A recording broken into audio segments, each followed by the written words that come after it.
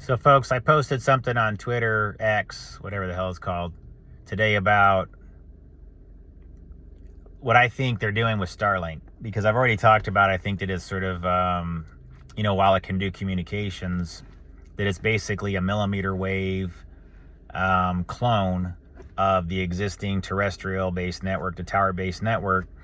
And so I think all they're doing basically is taking tower-based signals, remixing them with the vehicle network, which can be sort of like an open source network where they can go car to car. Like electrical vehicles all have those functionalities, and a lot of smart cars do. That's a big hive like Y-mesh network that just goes around being mobile, that anybody can kind of like use as part of a larger quote unquote satellite communication that is Starlink, which operates at Ka and Ku band. Then all I think they're doing is using jets that are flying overhead to take those tower-based signals and quote spin or remix or DJ them back down to the ground. And so what you can kind of do with this is not so much create something out of that's new, but you're just repurposing something that's already existing, which is to say that I've never really believed that there's that many thousands of satellites up in the sky. It just doesn't stand to reason. And then when I learned that he's using millimeter wave and that Starlink didn't start the same time as until 5G networks, about 2015, I'm going, wait a minute, 5G was millimeter wave, Starlink is millimeter wave, and you're using nearly identical bands in the United States between Starlink and these 5G network operators. So what is Starlink? How could that even be? How could you be aiming something down on towers that would nearly interfere with them or be right? None of it makes sense to me, folks. It just doesn't.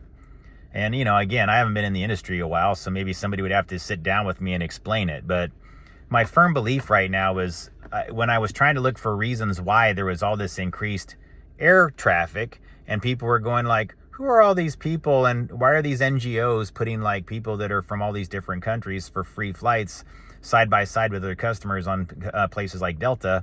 This all started to make sense to me. Regular people aren't flying. They can't afford to fly right now. They're not flying nearly as much as they used to. If you require for satellites to operate, for more jets to be flying, the airline industry can't fail. Like, these two things would be interlinked. So I just don't think that satellite communications is really thousands of low Earth orbit satellites like they claim. I think it's jets. I think it's a whole bunch of jets, both military and commercial jets, just flying overhead that have millimeter wave communication, bidirectional amplifiers, and sometimes whatever, that hive together up in the air, hive together down here using cars. Then the whole reason for the whole migrant crisis thing is because they're trying to import new nodes.